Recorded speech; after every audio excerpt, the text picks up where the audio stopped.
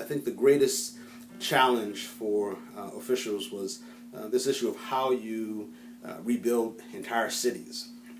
And of course, people had insurance, but in many cases, insurance wasn't enough. Sometimes insurance companies didn't pay enough in order to allow people to rebuild their homes. Other times, people simply didn't have insurance for a multitude of reasons. People didn't have insurance. But whatever the case might be, it remained true for leaders that they had to find a way to rebuild communities. And so they had an interesting idea. They would create something called the Road Home Program, which would literally become a way for people to get back into their homes, in that it would provide grants to people to rebuild single-family homes and allow them to get back into their homes and hopefully find some level of normalcy post-Katrina. The Road Home Program would take into account the pre-storm value of the home that had been destroyed and base the rebuilding grant on the pre-storm value of the home rather than on the cost of repairing or rebuilding the home. And so here at the Fair Housing Action Center, what we came to see during our housing counseling work was that many of the African American clients who were seeking rebuilding grants under the Road Home Program were being offered lower rebuilding grants than were white homeowners, even when the sizes of their home was similar. There was similar square footage, similar in age, similar in style, and the cost of rebuilding was similar. African Americans, because their homes were valued lower if they lived in black neighborhoods, were offered smaller grants than were white homeowners, even when the homes were comparable. This goes back decades and decades to just practices that were sanctioned by government that really separated neighborhoods by race, and then determined that white neighborhoods were good investments and black neighborhoods weren't. And of course, because the neighborhoods were separated by race, blacks couldn't invest in those neighborhoods. They couldn't move into the white neighborhoods that the private sector and government determined to be the best places.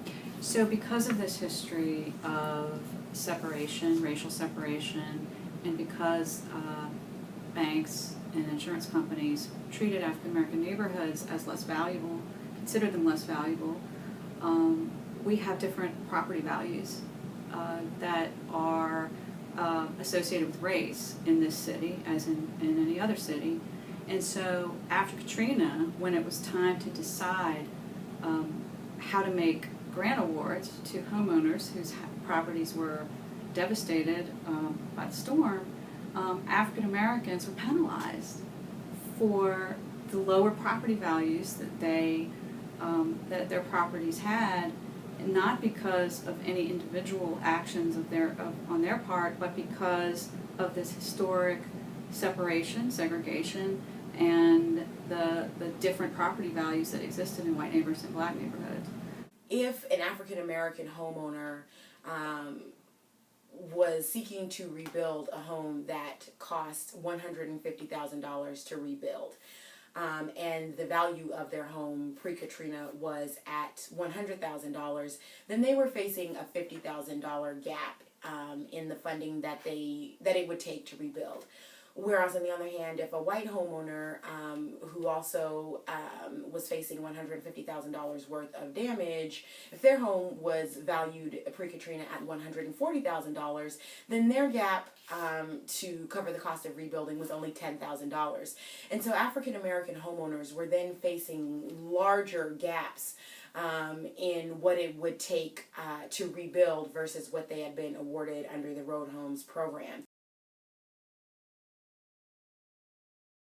After our housing counselors came to realize that the rebuilding grant formula that the Road Home Program was using had a disparate impact on African American homeowners, the Fair Housing Action Center, along with some other fair housing advocates from across the country, filed suit alleging that the Road Homes Program was discriminatory. The Road Home Program, by relying on home values rather than repair costs, builds on repugnant segregation and threatens New Orleans' success. The Road Home program in HUD must challenge historic segregation in New Orleans by revising its formula to provide assistance in a non-discriminatory manner. As most people know, New Orleans' recovery has been slow and arduous, and at some points stagnant. Regrettably, this stagnation is more evident in African American neighborhoods. Anyone who visits New Orleans East or the Lower Ninth Ward, two predominantly African American communities, will observe thousands of unrenovated and partially renovated homes. The core issue is that property owners do not have adequate resources to rebuild. The Road Home program had the potential to ensure adequate and fair rebuilding for New Orleans homeowners, but has fallen woefully short. The judge was very clear that he was concerned that it was likely that the Road Home program was set up in a way that disadvantaged people who lived in majority African American neighborhoods. But the judge also felt like it was unlikely that he had the authority to force the state government to make a change in the program.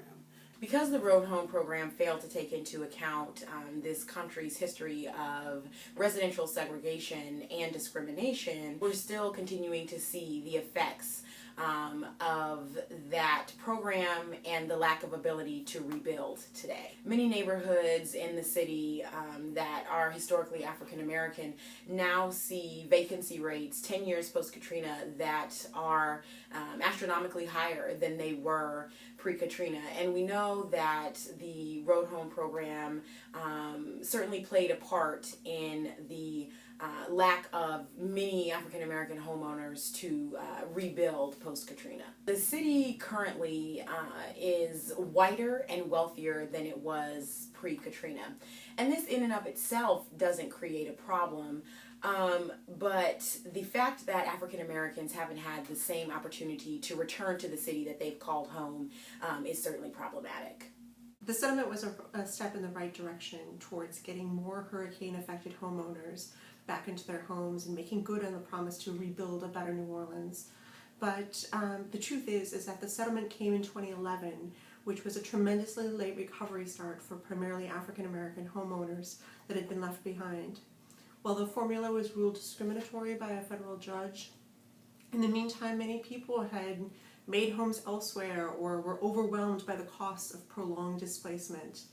To date, the settlement has resulted in $16 million to hundreds of homeowners, but of course millions more remain to be dispersed.